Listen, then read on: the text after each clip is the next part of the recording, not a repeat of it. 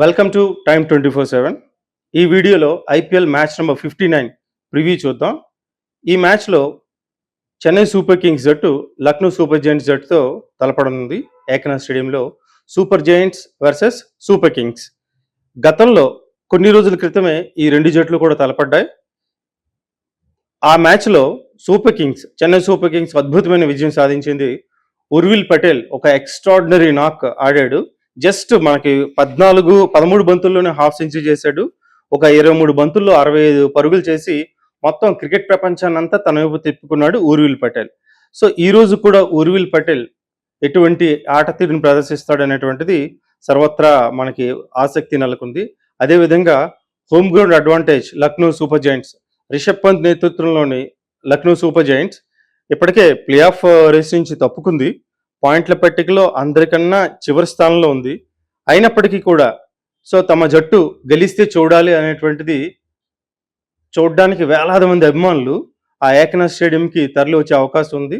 తమ జట్టు గెలిస్తే ఆ గెలిచిన ఆనందం పొంది జట్టును ఎంకరేజ్ చేద్దాం అన్నటువంటి అభిమానులు ఇంకా చాలామంది ఉన్నారు.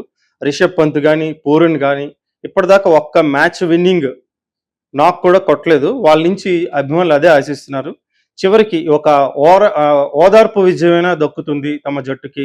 పంత్ నేతృత్వంలోని ఎల్ఎస్జి జట్టుని అభిమానించేటువంటి ఫ్యాన్స్ వేలాది మంది కోరుకుంటున్నారు.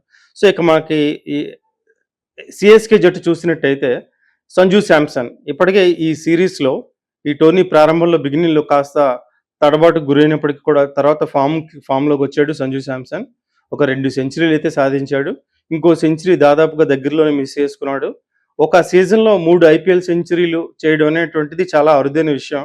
ఆ ఫీట్ సంజు శాంసన్ సాధించే అవకాశాలు ఉన్నాయేమో ఈ మ్యాచ్లో చూడాలి. సంజు కానీ స్టార్ట్ చేస్తే ఇక గట్టిగా నిలబడ్డాడు అంటే 20 ఓవర్లు పూర్తయిన దాకా ఉంటున్నాడు. నాట్అవుట్గా కూడా నిలుస్తున్నాడు. అటువంటి టెంపోతో సంజు శాంసన్ ఆడుతున్నాడు. ఈ మ్యాచ్లో సంజు శాంసన్ ఎటువంటి మెరుపులు మెరిపిస్తాడో చూడాలి. ఇక కెప్టెన్ గైక్వాడ్ గురించి చెప్పలేదు. మొదట్లో తడబడ్డాడు, తర్వాత తేరుకున్న తర్వాత ఆ కెప్టెన్సీ ప్రెషర్ అనేటువంటిది కాస్త రిలీఫ్ అయింది. సంజు శాంసన్ వచ్చిన తర్వాత బ్యాటింగ్ ఆర్డర్లో కాస్త గట్టిదనం వచ్చింది కాబట్టి గైక్వాడ్ కాస్త రిలీఫ్ పొందాడు. గైక్వాడ్ ఆట తీరు కూడా మెరుగుపడింది, మంచిగా ఆడగలుగుతున్నాడు. సో జట్టు విజయంలో కీలక పాత్ర పోషిస్తున్నాడు. ఇక మనకు చూసినట్లయితే ప్రస్తుతం సిఎస్కే పాయింట్ల పట్టికలో 5వ స్థానంలో ఉంది.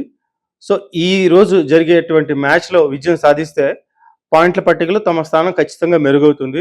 అదేవిధంగా లక్నో జట్టును చూసినట్లయితే ఎటువంటి ఒత్తిడి లేకుండా బరిలో దిగుతుంది. పోరాడితే పోయేదేముంది అనేటువంటి ఒక ధైర్యంతో ధీమాతో ఈరోజు మ్యాచ్ ఆడే అవకాశాలు ఉన్నాయి. మనకి ఖచ్చితంగా ఈ మ్యాచ్ గెలవకపోతే ప్లే ఆఫ్ ఛాన్సెస్ మిస్ అవుతా అనేటువంటి ఒక భయం కానీ భారం కానీ ఏమీ కూడా జట్టుకు లేవు. సో గట్టి పోటీ అయితే ఉంటుంది సిఎస్కేకి ఎల్ఎస్జి జట్లలో. గత మ్యాచ్ అయితే సిఎస్కే అద్భుతంగా వన్ సైడెడ్గా రాణించింది. ఈ మ్యాచ్ మాత్రం కొద్దిగా టఫ్గా జరిగే అవకాశాలు అయితే ఉన్నాయి. మనం చూసినట్లయితే టీమ్స్ రెండు జట్లను చూసినట్లయితే సిఎస్కే కొద్దిగా గట్టిగానే కనిపిస్తుంది. ఎల్ఎస్జి విషయంలో కాస్త కన్సిస్టెన్సీ అయితే లేదు. కానీ ఈ రోజు మ్యాచ్ మాత్రం కొద్దిగా ఆసక్తిగా జరిగే అవకాశాలు అయితే కనిపిస్తున్నాయి. ఇక మనకి ఉర్విల్ పటేల్ పవర్ ప్లేలో చాలా అద్భుతంగా రాణించిన తర్వాత ఈరోజు ఫ్యాన్స్కు ఈ రోజు కూడా మరొక మ్యాచ్ విన్నింగ్ నాక్ ఆడతాడా, క్రికెట్ ప్రపంచాన్ని అంతా తన వైపు తిప్పుకునే అవకాశం అయితే తనకి కలిగింది. మరోసారి తన బ్యాటింగ్ ప్రతాపం చూపించి మంచి స్కోర్ చేస్తాడనేటువంటిది అభిమానులు ఆశిస్తున్నారు. అలాగే ఎల్ఎస్జి చూసినట్లయితే మిచెల్ మార్ష్ గత 2 రోజుల క్రితమే జస్ట్ 2 రోజుల క్రితం కాదు కానీ రీసెంట్గా జరిగిన ఒక మ్యాచ్లో ఒక అద్భుతమైనటువంటి సెంచరీ సాధించి తనలో ఇంకా సత్తా ఉంది అనేటువంటిది చాటాడు. అభిమానులకి ఒక అద్భుతమైనటువంటి సెంచరీని స్కోర్ చేయడం ద్వారా అభిమానులు అయితే అలరించాడు. పర్టికులర్గా చూసినట్లయితే ఎల్ఎస్జి ఓనర్ చాలా అంటే చాలా హ్యాపీగా ఫీల్ అయ్యాడు ఈ 100 చేసిన తర్వాత. ఇక మళ్ళీ ఎల్ఎస్జిలో చూసినట్లయితే జాష్ ఇంగ్లీష్ కూడా గాయం నుంచి తేరుకొని మళ్ళీ వెనక్కి వచ్చాడు, జట్టులోకి వచ్చాడు, ప్లేయింగ్ లెవెల్లో ఆడుతున్నాడు.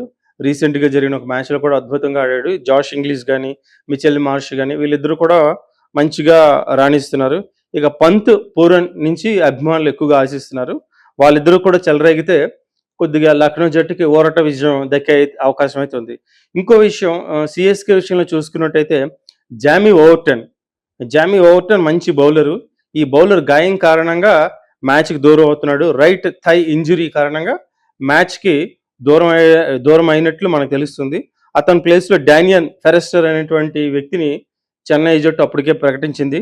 ఇంకా పేసర్ అన్షుల్ కాంబోజ్ విషయంలో చూసినట్లయితే కాంబోజ్ మంచిగా రాణిస్తున్నాడు. ఓవరాల్గా చెన్నై జట్టు విషయంలో అటు బ్యాటింగ్లో కానీ ఇటు బౌలింగ్లో కానీ ఓవరాల్గా చూసినట్లయితే జట్టు మంచిగా రాణిస్తుంది. బట్ ఈరోజు ఫియర్లెస్గా ఎటువంటి భయం లేకుండా ఆడుతున్నటువంటి ఈ లక్నో జట్టుని ఏ విధంగా ఎదుర్కొంటారు, ఫైనల్గా మనకి విజయం ఎవరిని వరిస్తుంది అనేటువంటిది మరికొన్ని గంటలు వేచి చూడాల్సిందే. Thank you for watching. Share చేయండి, లైక్ చేయండి, సబ్స్క్రైబ్ చేయండి. మరిన్ని వీడియోల కోసం బెల్ సింబల్ పై క్లిక్ చేయండి.